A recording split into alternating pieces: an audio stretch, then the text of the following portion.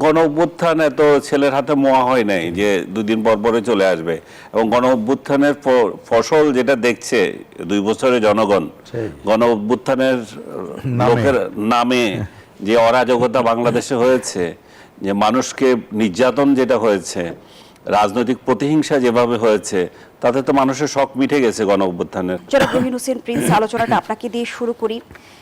একটা নির্বাচনের পর গণতান্ত্রিক সরকার গঠনের কয়েক মাসের মাথায় যখন বিরোধী দল গণ অভ্যুত্থানের হুমকি দেয়, সেটি কি রাজনৈতিক হঠকারিতা? কিভাবে দেখছেন?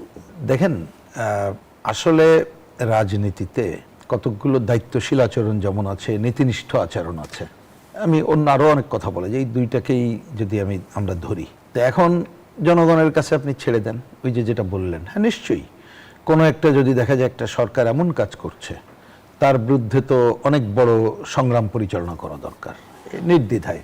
আর গণ অভ্যুত্থানের এই কথাগুলো বলতে পারি, গণ অভ্যুত্থান তো এটা জনগণের কর্মকাণ্ড, ওটা আমরা মুখে কি বললাম না বললাম কিছু আসা যায় না।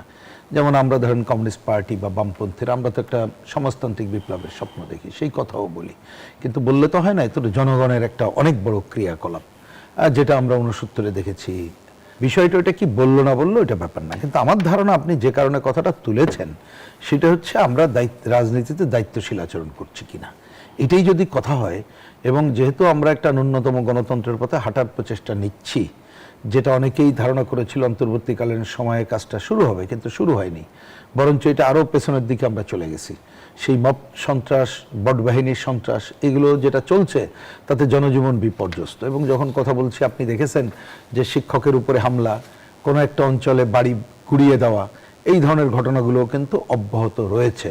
মামলা মোকদ্দমাগুলো তো থাকলেই, কিন্তু যে এজেন্ডাতে আপনি কথা বলছেন, আমি সেই জায়গাটাই যদি বলি, তারা কিন্তু ওই যে যাদের কথা বললেন, তাদের সময়ে এসে তারা যে একটা সময় দায়িত্বশীল আচরণ করা দরকার, এই দায়িত্বশীল আচরণ না করে তাদের আসল চেহারা ফুটিয়ে তুলছে, সেটাই কিন্তু দেখা যায়।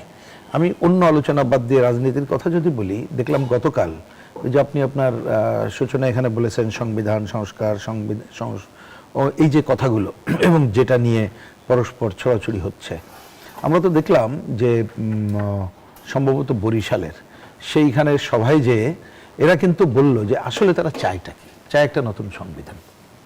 এবং এখন সংসদে যারা বিরোধী দল আছে, আপনি যদি সেই জামাত ইসলাম, মুক্তিযুদ্ধ বিরোধী, তাদের কথা বলেন, এবং এনসিপি যারা আছে, তারা কিভাবে নির্বাচিত হয়েছে সেটা নিয়ে তো নানা কোশ্চেন আছে, সেটা আমি বাদ দিলাম। তারা তো আসলে একটা নতুন সংবিধান চায়, নতুন সংবিধানের বাস্তবতা তৈরি হয়েছে। একটু শেষ করি, আরেকটা কি চায়, সেকেন্ড রিপাবলিক চায়।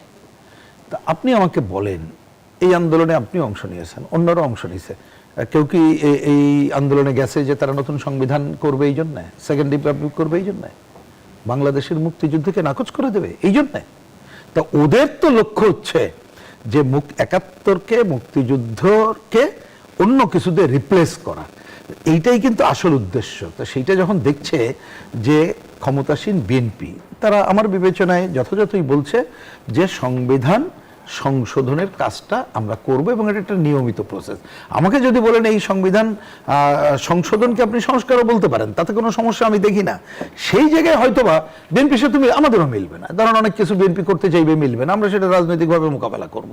বা আমরা চাইবো যে অনেকগুলো কাজ তারা সংবিধান সংস্কার করুক, আমরা ন্যায্যতা চাইবো, সেটা করুক, আমরা যদি দেখি আমাদের সাথে মিলছে আমরা সাপোর্ট করব। কিন্তু যাদের লক্ষ্য নতুন সংবিধান, সেকেন্ড রিপাবলিক, মুক্তিযুদ্ধের বাইরে এইটাকেই স্বাধীনতা, এইটাকেই বিপ্লব বলে যারা করা, তারা কিন্তু বরাবরই এমন এমন কোশ্চেন আনবে যা মানুষের মধ্যে একটা কনফিউশন সৃষ্টি হবে এবং ন্যূনতম গণতন্ত্রের পথে যাত্রা ব্যাহত হবে। এই হচ্ছে তাদের লক্ষ্য, যার জন্য এই ধরনের কথাগুলো আজকে হুমকি ধামকি নানা কথা আসে।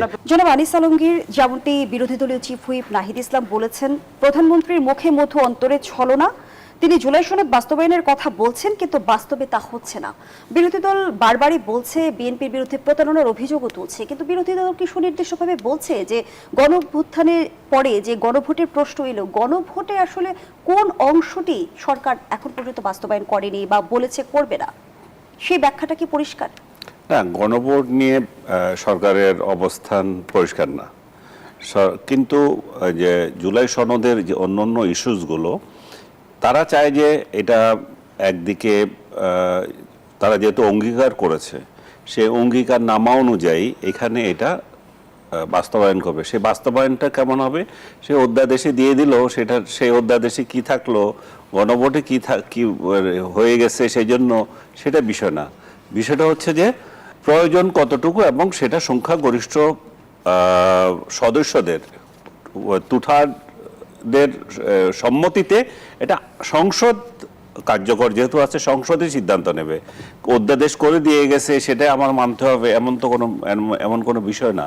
সো আমি এখানে সরকারের সদিচ্ছার কোনো অভাব দেখি না। সরকার যেটাতে প্রাধান্য দিচ্ছে যে ধীরে যাব, এখনই দেশের মধ্যে যতগুলো অন্যান্য ইস্যুসগুলো রয়ে গেছে, এই যে এখনো দেশের মধ্যে মব কালচার রয়ে গেছে, দেশের মধ্যে এখনো আইন শৃঙ্খলা পরিস্থিতি ঠিক হয়নি, অর্থনৈতিক অবস্থা টালমাটাল, এখন মানে প্রত্যেকটা সেক্টরে কোথাও না কোথাও আমরা একটা সংকটের মধ্যে আছি। সেই জায়গায় সংবিধান সংস্কার বা অন্য যে ইস্যুসগুলো আসতেছে সেগুলো তো এখন বড় ইস্যু না। সংবিধান সংস্কারকে কেন্দ্র করে কি গণ অভ্যুত্থান ঘটার কোনো সম্ভাবনা আছে? গণ অভ্যুত্থান এত ছেলের হাতে মোয়া হয় নাই যে দুদিন পরে চলে আসবে, এবং গণ অভ্যুত্থানের ফসল যেটা দেখছে 2 বছরে জনগণ, গণ অভ্যুত্থানের লোকের নামে যে অরাজকতা বাংলাদেশে হয়েছে, যে মানুষকে নির্যাতন যেটা হয়েছে, রাজনৈতিক প্রতিহিংসা যেভাবে হয়েছে, তাতে তো মানুষের শখ মিটে গেছে গণ অভ্যুত্থানের। অসংখ্য ধন্যবাদ জানাচ্ছি জনাব আনিস আলমগীর। অধ্যাপক ডক্টর মাফরুহি সাত্তার, যেমনটি বিএনপি মহাসচিব মির্জা ফখরুল ইসলাম আলমগীর বলেছেন যে জুলাই সনদে পরিষ্কার বলা আছে যেসব বিষয়ে রাজনৈতিক দলগুলো একমত হতে পারছে না তারা নির্বাচনের মাধ্যমে ক্ষমতায় গেলে নিজেদের ম্যানিফেস্টো অনুযায়ী কাজ করবে, এবং তিনি আলোচনার মাধ্যমে সমস্যার সমাধানের কথাও বলছেন। কিন্তু বিরোধী দল জুলাই সনদকে কেন্দ্র করে যে হুঁশিয়ারি দিচ্ছে সেটি কি রাজনৈতিক চাপ তৈরির হাতিয়ার? কিভাবে দেখছেন? অবশ্যই আসলে যার যেই মত থাকে, যেই মতবাদ থাকে, অবশ্যই সে সেটা চেষ্টা করবে প্রতিষ্ঠা করা, সেটার জন্য সে রাস্তায় প্রয়োজনে যাবে, সেটার জন্য সে কর্মসূচি দিবে, সেটা অবশ্যই থাকবে। তো অতএব এই যেইটা বললেন যে তারা মানে যেই চাপটা যারা তৈরি করছেন তারা তাদের কর্মসূচি অনুযায়ী, তাদের রাজনৈতিক ভিউ অনুযায়ী করছেন, এটা কিন্তু আসলে নির্ভর করবে জনগণের উপর বা যারা দেশের আপামর জনসাধারণ আছেন তাদের উপর, তারা আসলে কি চাচ্ছেন। একটু যেমন সম্মানিত মহাসচিবকে আপনি বলছিলেন যে ঠিক যেইভাবে ওই সময়টা আসলে অনেক কিছু ঘটেছে, তো তার মধ্যেও ঠিক যেভাবে উনি কথাটা বললেন যে শেষ পর্যন্ত কিন্তু একটা কনসেনসাস হয়েছিল যে যারা নির্বাচিত হবেন জনগণের ভোটে তারা যেই সমস্ত বিষয়গুলো অমীমাংসিত রয়ে গেল সেগুলো তারা যেহেতু তারা নির্বাচিত হবেন তারা তখন তাদের যেই ম্যানিফেস্টো সেই অনুযায়ী করবেন। তো একইভাবে যারা হয়তো নির্বাচনে সরকার গঠন করতে পারেননি তারা তাদের মতো সম্পূর্ণভাবে এটা একটা রাজনৈতিক কৌশল এবং রাজনৈতিক চাপ প্রয়োগের জন্যই বলছেন। ধন্যবাদ জানাচ্ছি জনাব আনিস আলমগীর। যেমনটি জামায়াত আমির বলেছেন গণভোট ব্যর্থ হলে এই সরকারকেও ব্যর্থ করে দেয়া হবে। বিরোধী দল আসলে সরকারকে কিভাবে ব্যর্থ করবে? এগুলো রাজনৈতিক বক্তৃতা, এগুলোকে অত গুরুত্ব দেওয়ার কি আছে? এগুলো তো পার্লামেন্টে বলবে, রাস্তায় বলবে, সো এগুলোকে আমি খুব গুরুত্ব দিই না। কিন্তু বেসামাল করার মতো পরিস্থিতি হয়নি, কারণ সরকার তো বলে না যে আমি করব না। সরকার ধীরে যেতে চাচ্ছে, সংস্কার কর্মকাণ্ডগুলো সে মাথা থেকে ফেলে দেয় নাই, কিন্তু তাদের ইচ্ছে অনুযায়ী হইতে হবে। যে সংস্কারের সদিচ্ছা কি, সংস্কারের মানে রাজনৈতিক সংস্কারের যে বিষয়গুলো হচ্ছে প্রধানমন্ত্রী কয়বার ক্ষমতায় থাকবে না থাকবে এবং সংবিধানের মৌলিক কিছু পরিবর্তন। এখন সেটা যদি মৌলিক পরিবর্তনগুলো যদি আমি সংসদে মানে সর্বদলীয় ইয়েতে না হোক, আমার সংখ্যাগরিষ্ঠতার মধ্য দিয়ে আমি যদি আনতে চাই, তাহলে এখানে অসুবিধাটা কোথায়? এই যে আমি প্লিজ ভাই মাইন্ড করবেন না যে ওনারা এই সংস্কার ইয়েতে ছিলেন, জুলাই সনদ তৈরিতে ছিলেন। জুলাই সনদ যাদেরকে দিয়ে হয়েছে তারাই কি সব রাজনৈতিক দল? ওরা কয়জন? এদের তো এমনও রাজনৈতিক দল আছে যেগুলো আপনার কারফিউ ভাঙতে পারে কিন্তু 144 ধারা ভাঙতে পারে না। আপনি তো জানেন 144 ধারা ভাঙার জন্য 4 জন লাগে। সো এরকম রাজনৈতিক দলগুলোকে ইউনুস দাওয়াত দিয়ে ওইখানে কোটি কোটি টাকা খরচ করছে আর এগুলো বানিয়েছে।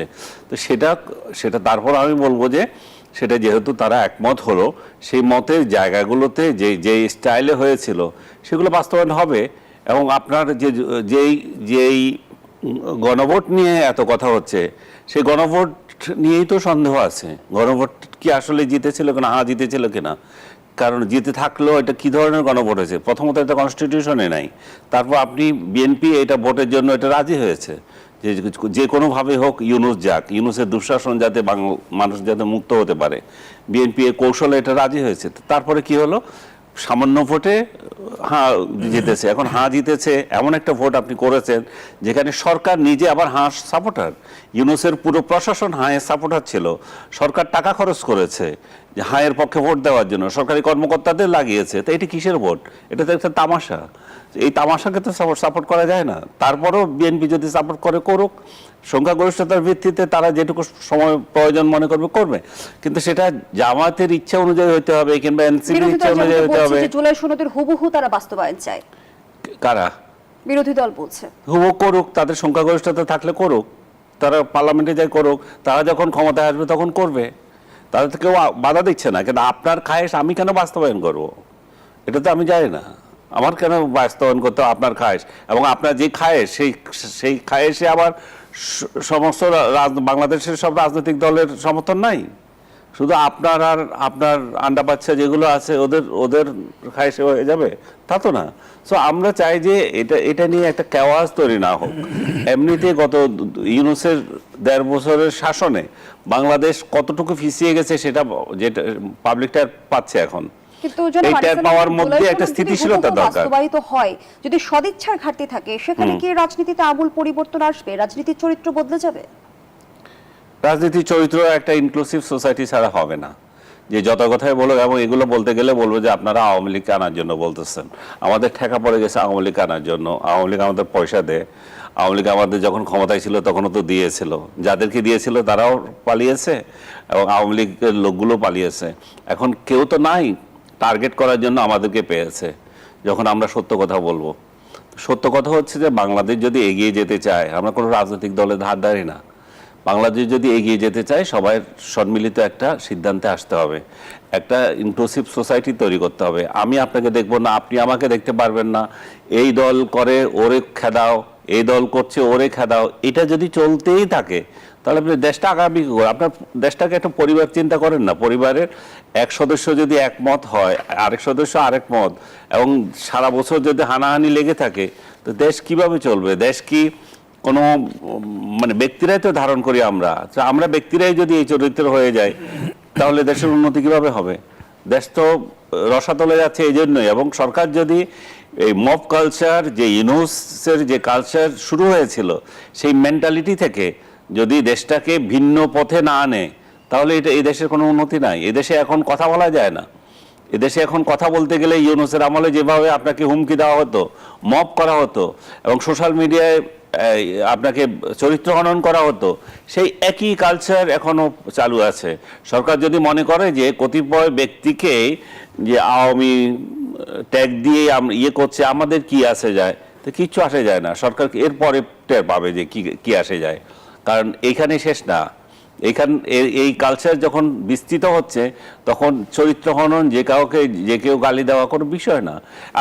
আজকে বলতেছে কতিপয় সিনিয়র সাংবাদিক, আপনি জানেন এগুলা, সিনিয়র সাংবাদিক বলে একটা ট্যাগ দিচ্ছে। সিনিয়র সাংবাদিকরা কি করছে? শেখ হাসিনার জন্য বয়ান তৈরি করছে। আচ্ছা, আমি ধরে নিলাম সিনিয়র সাংবাদিক রুন হোসেন প্রিন্সও সিনিয়র সাংবাদিক না, ওনাকেও দিয়েছে। সো কয়েকজন সাংবাদিক মনে করেন সে সর্বোচ্চ 10 জন হবে, আপনি যেগুলাকে 10 জনও নাই, তারা যে তালিকা দিয়ে 10 জনও নাই। কিন্তু আপনারা যে প্রতিদিন টক শো করেন, এতগুলো টেলিভিশন মিলিয়ে প্রতিদিন 50টা টক শো যে হয়, সেখানে যে এই 10 জন বাদ দিয়ে 90 জনকে যে আপনারা বসান, তো সেই 90 জন যে এতদিন বয়ান দিচ্ছে, সেই বয়ানগুলো কোথায় গেল? সেই বয়ানগুলো মানুষ খাচ্ছে না কেন? সেই বয়ান যদি খায় তাহলে এই 10 জনের বয়ান নিয়ে আপনাকে কেন কষ্ট পাইতে হবে, আপনাকে কেন উদ্বিগ্ন হইতে হবে? এই বয়ান তো ভেসে যাবে। এবং এরা কি ওদের বয়ান যে খাচ্ছে না, তো সেই জন্য কি এরা দায়ী? এদের বয়ান যে খাচ্ছে না সেটা কি তারা দেখে না? সোশ্যাল মিডিয়ায় দেখতেছে না যে সোশ্যাল মিডিয়ায় তাদের যে ইউটিউবে আর ফেসবুকে তাদের যে বক্তব্যগুলো যায়, সেটা কয়জনে ভিউ হয় সেটা দেখলেও তো বুঝে। আজকাল তো আর ওই যে চোরামি করে টিআরপি নাই, আজকাল তো জনগণ দেখতেছে জনগণ কার বক্তব্য নিচ্ছে। সো আপনি যদি নিজের মেধা না থাকে, যদি আপনি তর্কের ক্ষমতা না থাকে, তাহলে অন্যকে মেলাইন করার জন্য এবং শেখ হাসিনার দোসর বানানোর জন্য শেখ হাসিনা বোধহয় খুব ভালো করে হাসছে, এই যে দেখো আমি যেগুলোরে খাওয়াইছিলাম, আলুয়া রুটি দিয়েছিলাম, ওরা তো সব চুপ করে আছে, পালিয়ে আছে, যেগুলো আমার আশেপাশেও ছিল না এখন এগুলোকে ইয়ে করা হচ্ছে, যে মেলাইন করা হচ্ছে, এদেরকে ট্যাগ দেওয়া হচ্ছে, এদেরকে হুমকি দেওয়া হচ্ছে, কণ্ঠস্বর রোধ করার জন্য বলতেছে।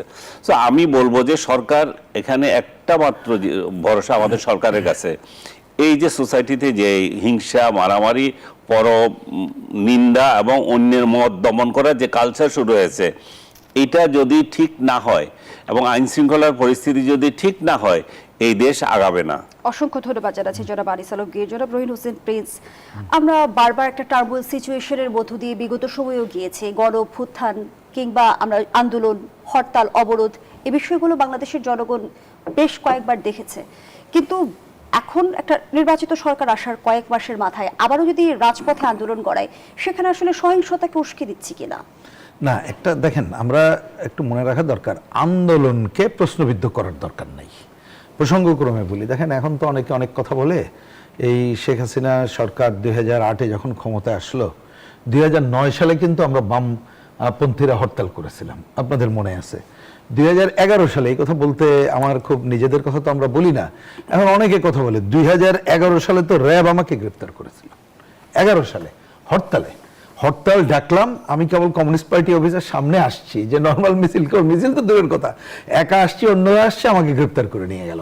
তা আমরা এটা করেছিলাম ন্যায্যতার জন্য কেউ যদি করে করুক, কিন্তু হুমকি ধামকি না, সেটা হচ্ছে জনসমর্থন আছে কিনা এটা দেখার ব্যাপার। কিন্তু বর্তমান যে বাস্তবতা আমরা রয়েছে, আমাদের যে রাজনৈতিক বাস্তবতা, অর্থনৈতিক বাস্তবতা, সেখানে রাজনৈতিক স্থিতিশীলতা এবং অর্থনীতির ক্ষতির দায় আসলে করবে না। একটা দেখেন, যদি ন্যায্য দাবিতে আন্দোলন হয়, জনস্বার্থ থাকে এবং যুক্তি থাকে, তাহলে সেটাকে গণতন্ত্রকে বা অন্যকে ক্ষতিগ্রস্ত করে না, এটা প্রথমে মনে রাখা দরকার। দ্বিতীয় কথা হচ্ছে, আপনি অর্থনীতির কথা বলছেন, হ্যাঁ, অর্থনীতিতে আমরা আন্দোলনের নামে যদি জ্বালাও পোড়াও, সহিংসতা, অন্যটা করি, সেইটা একটা বাধাগ্রস্ত করে এবং আন্দোলনের অনেক সময় হয়, ধরেন উত্তাল মুহূর্তে আমরা চাইতে পারি যে সরকারের অর্থনীতি কর্মটাকে আমরা ধসায় দেব, কিন্তু সেই পরিস্থিতি এখন বাংলাদেশে এখন এটা কোনোভাবে যৌক্তিক নেই। বরঞ্চ আলোচনাটা যে কারণে আমার ধারণা উঠছে, সেটা হচ্ছে যেহেতু এটা সংসদ আছে, যারা এই ধরনের কথাবার্তা বলছে তারা তো সংসদের ভেতরে আছে, তাহলে কথাটা তুমি সংসদের ভেতরে বলার তোমার যেহেতু সুযোগ আছে, তা সেইখানে যে তুমি তোমার ওয়াশিং মেশিন আর কি ওইটা নিয়েই বলছো, তুমি গাড়ির কথা বলছো, তুমি ওইখানে সংসদে যে আইন প্রণয়নের প্রধান কাজ সেইটা না করে নিজের অস্তিত্বের কথা বলছো, বাজেট সম্পর্কে কোনো ভালো ধারণা নাই, বাজেটের যে অল্টারনেট বিকল্প এবং তার দর্শনগত আলোচনা করবো এটা তুমি করছো না, তাহলে প্রতি মিনিটে যে 2 লক্ষ টাকার উপরে খরচ হয়, ওই খরচটা করে রাজপথে এসে করতেছো, জনগণ এই কারণেই বোধহয় প্রশ্নবিদ্ধ করছে বলেই আমার ধারণা। কিন্তু আমি আপনাকে ছোট্ট করে এই কথাটা একটু বলি, দেখেন আমরা কতগুলো ভুল জায়গার মধ্য দিয়ে যাচ্ছি বলে মনে হয়। আমি প্রসঙ্গ আনিস আলম গীর ভাই একটা কথা বলেছেন, না মাইন্ড করার তো কিছু না, আপনি কারেক্টই বলেছেন, কিন্তু আমি দায়িত্ব নিয়েই বলছি কথা, শুনে রাখেন। 24-এর দ্বিতীয়বার যখন বাম জোটের সাথে বৈঠক হলো, লিখিত আছে, আমি তো বলে গেলে উন্মুক্ত করা হোক, আমরা ইউনূস সাহেবকে লিখিত বলেছিলাম একটা ভালো নির্বাচনের জন্য যতটুকু সংস্কার করা দরকার করে নির্বাচনে যান, উনি কথা শোনেন নাই। পরোক্ষমত্ব যে প্রথমে বলেছি, আমরা কিন্তু সব না, এমনকি দল ডাকলেও তো সব হয় না, জনগণ তো না, এইখানে আমরা একটা বলতে পারছি আমরা এত যোগ বলেছি, আমরা এই পয়েন্টে একমত, ভেরি সিম্পল। তারপর এটা যেতে হবে জনগণের কাছে, আর জনগণের কাছে তো আপনি যেন 18 কোটি মানুষকে একটা স্টেডিয়ামে ডেকে এনে হাত তোলায় পারবেন না, তাহলে পার্লামেন্টের কাছে সেই জায়গায় যাক। সেক্ষেত্রে সনদের জটিলতা কোথায়, যে কারণে আমরা কিন্তু স্বাক্ষর করিনি, পরিষ্কার বলেছি কেন করিনি, কারণ সনদের নামে এটা একটা নাটক মঞ্চস্থ হয়েছে। সনদ দিয়ে যে আপনিও বলছেন সনদ সবাই বলছে, তার মানে ওইটা যা হয়েছে সব যেন মেনে নেওয়ার ব্যাপার, নট দ্যাট। ওইখানে তো অনেক দলের নোট অফ ডিসেন্ট আছে। যদি সনদের ডিসেন্ট রেখে গণভোটের প্রশ্ন আবার দেখলাম, গণভোটের প্রশ্নটা ছোট্ট করে পরে বলছি। তাইলে সনদের জায়গা হচ্ছে, আমাকে যদি বলেন, আমরা বলেছি যে পয়েন্টে 100% একমত হয়েছিলাম, ওইখানে সবাই হয়েছিল, সেইটা একটা দায় পড়ে যায় যে সরকার ক্ষমতা এসে তার বাস্তবায়নের। এই ক্ষেত্রে যদি তারা বাস্তবায়ন না করে, যে কেউ প্রশ্নবিদ্ধ করতে পারে। কিন্তু ধরুন এখানে আমরা একটা মত চেয়েছিলাম, আমার মত যদি বাস্তবায়ন বিএনপি না করে, আমি এমনি পলিটিক্যালি করতে পারি, কিন্তু তাকে তো দোষারোপ করতে পারবো না, কারণ সে তো তার একটা ইস্তেহার দিয়ে গেছেই। আর গণভোটের ব্যাপার পরিষ্কার করে বলে আমরা কিন্তু ওই সময় বলেছি, গণভোটে আমরা অংশ নেইনি, আমরা বলেছি গণভোট প্রথমে অপ্রয়োজনীয় শুধু না, এর কোনো আইনগত ভিত্তি নেই। আর বিএনপি তো পরে এটা পরিষ্কার করেছে যে আমরা তখন তখন ইউনূস সাহেব এবং এমন জায়গায় চলে গেছিল, আমরা দ্রুত নির্বাচনে চাচ্ছিলাম, আমরা অনেকগুলো কৌশল নিয়েছিলাম। এবং আজকে আমি একটা ঝেড়ে কাছে আরেকটা কথা বলি, আমরা তখন বিএনপির বহু নেতাদের সাথে কথা বলেছি যে ভাই, আমরা যে ইউনূস সাহেবের যা ভাবসাব দেখতেছি, আন্দোলন না করে দাবি আদায় করা যাবে না। এবং আমি দায়িত্ব নিয়ে কথা বলি, 2025 সালের 3রা জানুয়ারি সরোয়ার্দী উদ্যানের জনসভা থেকে আমি তৎকালীন কমিউনিস্ট পার্টির জেনারেল সেক্রেটারি হিসেবে ঘোষণা বলেছিলাম 15ই জানুয়ারির মধ্যে নির্বাচনের সুনির্দিষ্ট তারিখ চাই এবং আন্দোলন করে দাবি আদায় করতে হবে। ধরুন আমরা বামপন্থীরা আমাদের শক্তির কারণে পারি নাই, কিন্তু বিএনপি এখন বলছে তারা কৌশলগতভাবে করে নাই। তো একটা দল তার ইচ্ছা, সরকারও কি কিন্তু ক্ষমতা দীর্ঘায়িত করার পায়তারা করছিল? কোনটা? অন্তর্বর্তী সরকারও কি ক্ষমতা তারা তো দীর্ঘায়িত করার করছিলই, পায়তারা তারা তো করছিল? পারলে দেখেন না, তার একজন উপদেষ্টা বলল শেখ হাসিনা যতদিন ছিল ততদিন আমরা থাকতে পারি, আরেকজন এসে বললেন রাস্তায় নাকি ওনাদেরকে বলে 5 বছর থাকো। আর ইউনূস সাহেব সম্পর্কে কে না জানেন, 9/11-এর সময় তিনি দায়িত্ব নেয়নি কেন? কারণ উনি বলেছিল এই অল্প সময় আমি নেব না, আমার 10 বছরের সময় লাগবে। তো এগুলো তো জানা জিনিস। এবং আজকে এটা আরো প্রমাণিত হচ্ছে, তিনি আমেরিকা সহ এই ধরনের বিদেশি কতকগুলো দেশের স্বার্থ রক্ষার জন্য দেশ বেছে দিত, কোনটা করবে না? কারণ 3 দিন আগে মার্কিন বাণিজ্য চুক্তির নামে দেশকে একটা রসদলের দিকে দিয়ে গেছে। সুতরাং তারা এটা চেয়েছিল বলে এক দল একটা কৌশল নিয়ে, আমরা যেহেতু গণতন্ত্রের পথে হাঁটা শুরু করেছি, আবার রিপিট করি, ন্যূনতম গণতন্ত্রের পথে হাঁটা শুরু করেছি, এইটাকে যারা ব্যাহত করতে চায় তাদেরকেই বরঞ্চ আজকে অভিযুক্ত করা উচিত গণতন্ত্রের শত্রু হিসাবে। ধন্যবাদ জানাচ্ছি। জনাব আনিস আলমগীর, স্বরাষ্ট্রমন্ত্রী যেমনটি বলেছে, জুলাই চেতনা বিক্রি করে রাজনীতি বেশি দিন করা যাবে না। জুলাই চেতনার মালিক আসলে কে, কোনো দল নাকি জনগণ? আর জুলাই চেতনা ধারণ করছে না বিক্রি করছে? কোনো চেতনাই নাই, কোনো এগুলোর চেতনা ব্যবসা এমনিতে বন্ধ। চেতনা ব্যবসা যে বন্ধ সেটাতে আপনি দেখেন না, জুলাইয়ের পোস্টার বয় কে? জুলাইয়ের পোস্টার বয় হচ্ছে আবু সাইদ। আবু সাইদের সেই প্রসারিত হস্ত, সেই গুলি নিয়ে যাওয়া, কত ডেডিকেশন। সেই রোকেয়া বিশ্ববিদ্যালয়ে আবু সাইদকে নিয়ে আপনার শোকসভা হচ্ছে, সেই শোকসভায় আমাদের মুক্তিযুদ্ধ বিষয়ক মন্ত্রী গেলেন, লোক নাই, দর্শক নাই। তো চেতনা কোথায়? চেতনা খুব ভালো করে ফুটে উঠেছে মেহেদীর আর কার্টুনে, এবং যে কার্টুনের জন্য এনসিপি এবং আদার্স তার 14 গোষ্ঠী উদ্ধার করে ফেলতেছে। সেই কার্টুনটা ছিল কি? সেই কার্টুনটা ছিল সেই আবু সাঈদের প্রসারিত 2 হস্ত, এবং সেই 2 হস্তের নিচে আগুন। আগুনটা হচ্ছে দেশটা আগুনে জ্বলছে, আর উপরে কে? এক হাতে হচ্ছে যে আপনার মব বাহিনী, লুটপাট, এই মব বাহিনীর মানে আইন শৃঙ্খলা পরিস্থিতির যে চিত্র, সেই চিত্রটা আরেক হাতে হচ্ছে যে লুটপাট, যে কিভাবে চেতনা ব্যবসায়ীরা এই আবু সাঈদকে কেন্দ্র করে চেতনার মানে কামাচ্ছে, অর্থকড়ি কামাচ্ছে। আর আবু সাঈদের মাথার উপরকে বাটপার, বিশ্ব বাটপার ইউনূস। এই কার্টুনেই তো প্রতিফলিত হয়ে যায় জুলাইয়ের চেতনার কি হাল। এখন আমাদের স্বরাষ্ট্রমন্ত্রী যদি বলে থাকেন যে চেতনা ব্যবসা করা যাবে না, যে যথার্থই বলেছে। আমরা এই চেতনা ব্যবসা দেখেছি শেখ হাসিনার আমলেও, মুক্তিযুদ্ধ নিয়ে ব্যবসা চলেছে। এবং এই যে বঙ্গবন্ধুর যে জন্মশতবার্ষিকী হলো, 2 বছর ধরে একটা জন্মশতবার্ষিকী হলো, এবং 1000 কোটি টাকা ব্যয় করেছে। এত চেতনা তো দরকার নাই। এই চেতনার ফল কি হয়েছে? এই চেতনার ফল শেখ হাসিনার সহ তার সরকারের পতন হয়েছে। তো তাহলে আবু সাঈদের চেতনা 2 বছরে বোঝা গেছে যে এটা কোন দিকে যাচ্ছে। সো আমরা মানুষের স্বার্থগুলো দেখতে হবে, দেশটার স্বার্থ দেখতে হবে, দেশের আইন শৃঙ্খলা দেখতে হবে। এই চেতনা যদি হয়ে থাকে একজন আরেকজনকে মারামারি, চেতনা যদি হয়ে থাকে যে কথা বলার স্বাধীনতা না দেওয়া, যেটা আপনাকে আগে বলছিলাম যে এই সিনিয়র সাংবাদিকরা কথা বলে কেন, তোমরা 90 জন কথা বলো, তারপর আর 2 জন কথা বলে কেন, সেটা নিয়ে আপত্তি। তোমরা 5 আগস্টের পর বিভিন্ন টেলিভিশন দখল করে ফেললে। এই যে রাস্তার টোকাই সাংবাদিকরা টেলিভিশন দখল করে এক হেড অফ নিউজ হয়ে গেছে, সঞ্চালক হয়ে গেছে, যারা কেউ চিনে না। তো এই সমস্ত টোকাইগুলো যখন আপনাকে আক্রমণ করে সোসাইটিতে, তখন তো কোনো স্থিতিশীলতা থাকে না।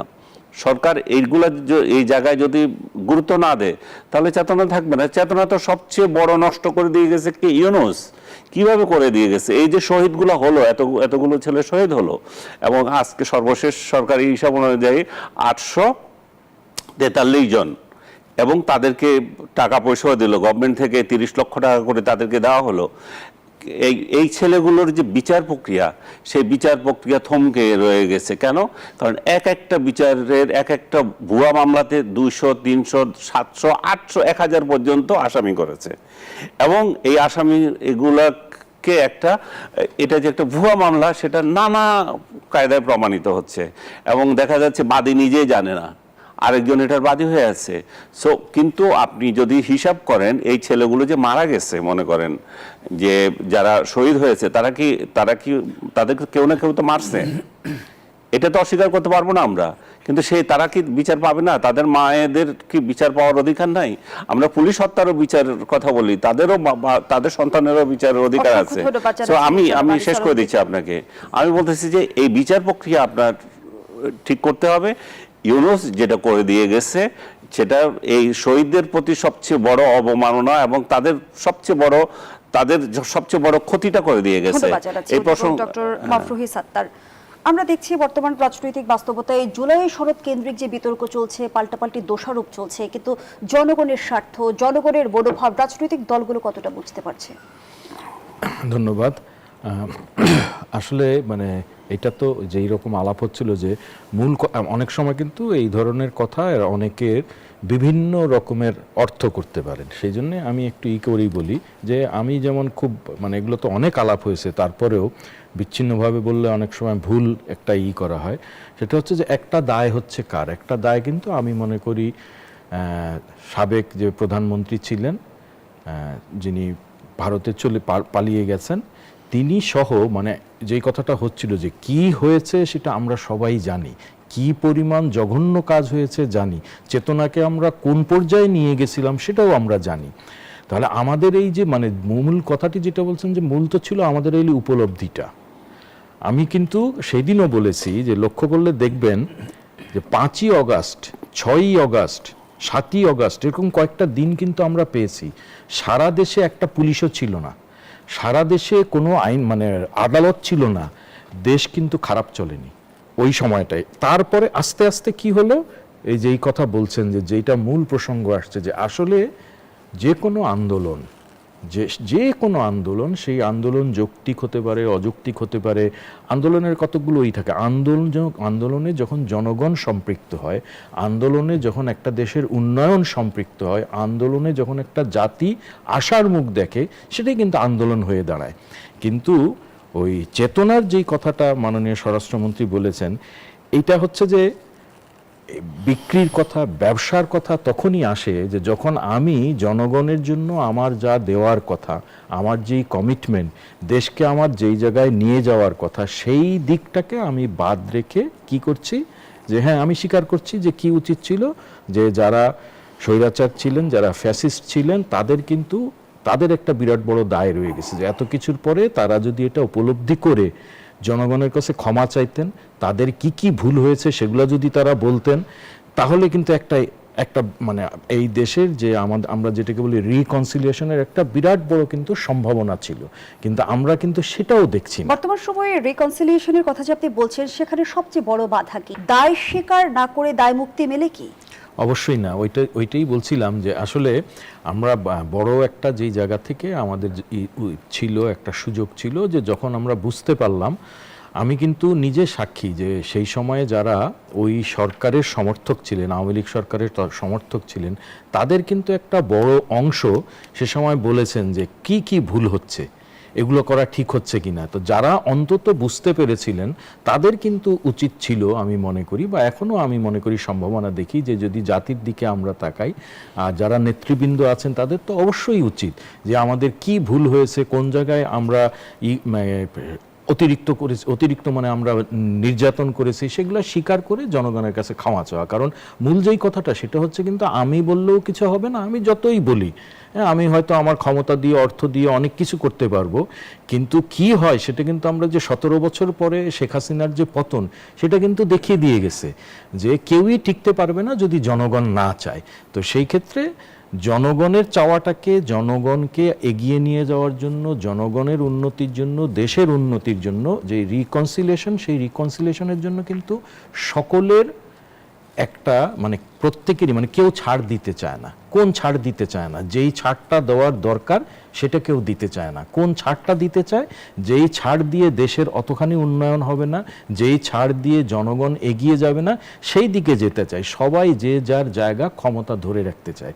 এই একটা কারণেই আমি বলবো যে বিশেষ করে এই রিকনসিলিয়েশনের জায়গাটা আমাদের এখনো কিন্তু আমরা ওই জায়গায় চলে যেতে পারি না। অসংখ্য কিন্তু ধন্যবাদ জানাচ্ছি। রাজনীতিবিদরা এটা বুঝেন কিনা বা আমরাও যারা সমাজপতি আছেন তারাও বোঝেন কিনা, জনগণ কিন্তু রিকনসিলিয়েশন কি বোঝে, জনগণ কিন্তু সেইভাবেই রিয়াকশন দেখায়। যদি একটু আমরা খেয়াল করি, আপনারাও মিডিয়াতে যারা আছেন তারা দেখতে পাচ্ছেন যে জনগণ কিন্তু ঠিকই বোঝে যে আসলে কি করা উচিত, কি করা উচিত। ধন্যবাদ জানাচ্ছি। জনাব আনিস আলমগীর, স্থানীয় সরকার নির্বাচনে আওয়ামী লীগ নেতাদের অংশগ্রহণ ঠেকাতে ইসিতে জামায়াতের প্রস্তাব। দলটি বলছে সরকার কর্তৃক কার্যক্রম নিষিদ্ধ কোনো রাজনৈতিক দলের পদধারী বা সক্রিয় নেতাকর্মীকে স্থানীয় সরকারের সিটি কর্পোরেশন, পৌরসভা, জেলা পরিষদ, উপজেলা ও ইউনিয়ন পরিষদ নির্বাচনে অংশগ্রহণের অযোগ্য ঘোষণার বিধান প্রস্তাবিত নির্বাচন আচরণ বিধিতে যুক্ত করা হোক। আওয়ামী লীগের কার্যক্রম ইতিমধ্যে আমরা দেখছি যে নিষিদ্ধ রয়েছে। নতুন করে নিষেধাজ্ঞার কোনো প্রয়োজনীয়তা দেখেন কি? আর কোনো ব্যক্তি অপরাধী কিনা সেটি নির্ধারণ করবে কে, আদালত নাকি কোনো দল? এখানে তো একটা ষড়যন্ত্র আছে। এটা কিন্তু জামাত এটা দেওয়ার আগেই ইসি থেকে আওয়াজ তোলা হয়েছিল যে তারা এটা সংশোধন করতে যাচ্ছে। সেই সংশোধনটা কেমন হবে? আওয়ামী লীগ বা এই জাতীয় যেগুলোকে নিষিদ্ধ করা হচ্ছে বা নিষিদ্ধ আছে, তারা এখানে ইলেকশন করতে পারবে না। দু তিনটা পদ্ধতিতে তারা পরিবর্তন আনতেছে। একটা হচ্ছে যে প্রার্থী নিজে জমা দিতে হবে। আগে এটা ছিল না, প্রার্থী অনলাইনও দিতে পারতো। এখন হচ্ছে প্রার্থী নিজে গিয়ে জমা দিতে হবে। দ্বিতীয়ত হচ্ছে যে রাজনৈতিক দলের সাথে সংশ্লিষ্টতা থাকতে পারবে না, যেটা হচ্ছে। তার মানে হচ্ছে যে আপনি এখন আমি যদি ভোটে দাঁড়াতে যাই, আমার প্রতিপক্ষ এরকম যেরকম ভুয়া মামলা হচ্ছে, এখন একটা কমিটি ডিক্লেয়ার করবে যে চট্টগ্রামের আওয়ামী লীগের অমুক কমিটির ভাইস প্রেসিডেন্ট খুব সহজ, এটা টেকনাফ থেকে তেঁতুলিয়া পর্যন্ত দেওয়া যায় লোকজন। ভাইস প্রেসিডেন্ট ছিলেন উনি, তো উনি এবং এইটা যাচাই করবে কে? যাচাই করার কোনো সুযোগ নাই, এবং সেই লোককে তখন আর ইলেকশন থেকে বাতিল করে দিচ্ছে। তো এটা হবে সম্পূর্ণ অগণতান্ত্রিক একটা বিষয়। আপনি যখন দল নিরপেক্ষ একটা ইলেকশন করতে যায়, সরকার যদি বলে যে এটা দল নিরপেক্ষ ইলেকশন হবে, সমাজের গণ্যমান্য ব্যক্তিরা এখানে ইলেকশন করতে উদ্বুদ্ধ হবে। আদারওয়াইজ এটা হবে না। শেখ হাসিনা এটা 2017 মনে হয় ওই সময় বা তার আগে থেকে যে এটা এক দলীয় ইলেকশন যে করা শুরু করলো, স্থানীয় সরকার নির্বাচনে দলীয়ভাবে দলীয় প্রতীকে নির্বাচন করতে শুরু করলো, তখন থেকেই আসলে স্থানীয় সরকারকে ধ্বংস করা হয়েছে। এই স্থানীয় সরকার পদ্ধতিটা শেখ হাসিনার হাতে ধ্বংস হয়েছে, এবং উনি এই দলীয় প্রতীক দেওয়ার কারণে হয়েছে। এখন যত সাফারিংস এগুলো এই জন্য হয়েছে, কারণ এরপরে তো সমাজে গণ্যমান্য ব্যক্তিরা আর দাঁড়াতে পারে নাই। কারণ হচ্ছে দলীয় মাস্তানরা তাদের টিকিট দিয়ে দাঁড়াচ্ছে, তারা তাদের নেতার আশীর্বাদ নিয়ে দাঁড়াচ্ছে, এবং সে যখন দাঁড়াচ্ছে তখন অন্যদেরকে দাঁড়াতেও দিচ্ছে না। তো এই পদ্ধতিটাতে আমাদের স্থানীয় সরকার পদ্ধতি ধ্বংস হয়েছে, এবং শুধু সংসদ না, আমি মনে করি যে আওয়ামী লীগের রাজনীতিও ধ্বংস হয়েছে ওইটাতে তৃণমূল পর্যায়ে। যে এখন যদি বিএনপি যদি একই কাঠামোতে যেতে চায়, এই দলীয় প্রতীক দিয়ে ইলেকশন করতে যায়, তাহলে বিএনপিও সাফারার হবে। বিএনপি যদি সেটা না করে, এটা উন্মুক্ত করে, এবং এই যে কে কোন দল করেছে সেটা আমার এখানে দেওয়ার বিষয় না, তাহলে কিন্তু এখানে একটা ফেয়ার ইলেকশন হবে। দেখবেন যে ভালো ভালো লোকগুলো এখানে নির্বাচিত হওয়ার সুযোগ পাবে। কিন্তু জামাত যে কৌশল অবলম্বন করছে, সেই কৌশলে এমনভাবে দেখা যাবে যে ওই ভোট কেনার পদ্ধতিতে তাদের প্রার্থীগুলোকে তারা জিতিয়ে আনবে। কারণ জামাত সবসময় ভোট কেনাতে খুব পারদর্শী। জামাতের লোকজন হয়তো মাইন্ড করবে, কারণ তাদের ইলেকশন পদ্ধতিতে আমি দেখেছি সবসময় তারা ভোট কেনার জন্য আগ্রহী থাকে। সো এবং তারা নির্দিষ্ট একজন ব্যক্তিকে নির্বাচিত করার জন্য সমস্ত জায়গায় ইনভেস্ট করবে, এবং তাদের লোকগুলোকে। সো তাহলে এটা দলীয় ইলেকশন থাকলে, তাহলে কি জামায়াত নির্বাচনী প্রতিদ্বন্দ্বিতা কমিয়ে রাজনৈতিক সুবিধা আদায়ের চেষ্টা করছে? না, তারা চাচ্ছে তৃণমূল পর্যায়ে তাদের রাজনীতিকে প্রতিষ্ঠিত করতে। কারণ এটা যদি করতে পারে, ইউনিয়ন পরিষদগুলো যদি তারা দখল করতে পারে, তাহলে কিন্তু জাতীয় ইলেকশন বা জাতীয় নির্বাচনগুলো তো তারা প্রভাব বিস্তার করতে পারবে। সেটা হচ্ছে বিষয়। এখন সরকারও যদি মনে করে যে আমরা দলীয়ভাবে দেব, তাহলে আমাদের লোকগুলো ওইখানে প্রতিষ্ঠিত হয়ে যাবে, তখন বা আমরা স্থানীয় সরকার নির্বাচনগুলো সবসময় আবার একপেশে হয়, যে ওই যে পুলিশ প্রশাসন এই যে সরকারি দলের লোকদের জন্য পিছনে লেগে যায় এবং তারাই জিতে বেসিক্যালি। ধন্যবাদ জানাচ্ছি জনাব আনিস আলমগীর। সেটা যাতে না হয় আর কি, সেটা। জনাব রহির হোসেন প্রিন্স, একই বিষয়ে আপনার কাছেও প্রশ্ন রাখতে চাই যে বিচারের আগে যদি রাজনৈতিক অধিকার সীমিত করা হয়, সেটি আসলে গণতন্ত্রে কি দৃষ্টান্ত স্থাপন করবে? না, প্রথম কথা হচ্ছে যে হ্যাঁ, বিচারে তো কোনো কিছু হতে পারে, তার আগে নির্বাহী আদেশে কোনো কিছু করা উচিত না। এটা তো গণতন্ত্রকে ক্ষতিগ্রস্ত শুধু না, এটা খুবই খারাপ উদাহরণ তৈরি করবে। আর যে হত্যাকাণ্ড সংগঠিত হয়েছে এর জন্য যদি আওয়ামী লীগের বিচার হয়, তার আগে তো বিচার করতে হবে জামাত ইসলামের, কারণ মুক্তিযুদ্ধের সে যে গণহত্যা সূচিত করেছে এই দলের রাজনীতি করার অধিকার নেই, তার বিচার আগে করতে হবে, এটা পরিষ্কার কথা। এটা না করে অন্য বিচারের প্রশ্ন, এটা হাস্যকর হবে এবং এটা গ্রহণযোগ্য হবে না। এটা কিন্তু মুক্তিযুদ্ধ নিয়ে তো আমরা দেখছি যে জামায়াত নতুন নতুন বয়ানও তৈরি করছে। ওটা এই জন্য ও তো বয়ান তৈরি করবে, কারণ যে এটাকে হারিয়ে দিতে চেয়েছিল। আমরা তো পুরো পাকিস্তানকে নাকচ করে বাংলাদেশ তৈরি করেছি, তারা তো এই পাকিস্তান চায়। সুতরাং সে এখন একটা মৌকা পেয়ে, সুযোগ পেয়ে তার নানা ধরনের ঘটনা ঘটানোর চেষ্টা করে, তবে ওইটাকে আমি গুরুত্ব দিতে চাই না। কিন্তু অবশ্যই আইনগত কিছু করতে গেলে এটা কোর্টের কিন্তু আছেও, যে তাদের সম্পর্কে অবজারভেশন আছে, সেইটাকে বরঞ্চ অন্য সময় এটা করা হয়নি, সেই দিকে সরকারের যেতে হবে। তাই না হলে দেখবেন যে এটা পারবেও না। আচ্ছা, যাই হোক, এবার আসি স্থানীয় সরকার। প্রথম কথা, স্থানীয় সরকার যদি দলীয়ভাবে হয়, তাহলে আওয়ামী লীগের এখন কি বলে রাজনৈতিক কর্মকাণ্ড নিষিদ্ধ, প্রতীকী করতে পারবে না, জানা জিনিস। কিন্তু আমরা ইতিমধ্যে জানি যে দলীয় প্রতীকী হচ্ছে না। তাহলে কেউ যদি নির্বাচন করতে চায়, তিনি যদি নির্বাচনে দাঁড়ানোর ক্ষেত্রে যে যে অপরাধ আছে, অপরাধী না হয়, তাহলে তো আপনি কাউকে বাদ দিতে গেলেই আপনি পদধারী আর অভিযুক্ত এই দুটোর বিষয়ের মধ্যে আসলে ব্যবধান কিভাবে নির্ধারণ করবে? এক লাইনে আমি শুনবো, আমি এক লাইনে বলি। প্রথম কথা, অভিযুক্ত, পদধারী আপনার এটার সাথে মেলে না। এই পদধারীর প্রশ্নটা আনা মানে হচ্ছে তাহলে তো আপনি ওই যে রাজনৈতিক ভাবে এটা করছেন, ধন্যবাদ জানাচ্ছি সুতরাং এটা মেলেই না। প্রিন্স, ধন্যবাদ জানাচ্ছি আনিস আলমকে, ধন্যবাদ জানাচ্ছি অধ্যাপক ডক্টর মাহফুজ আত্তার।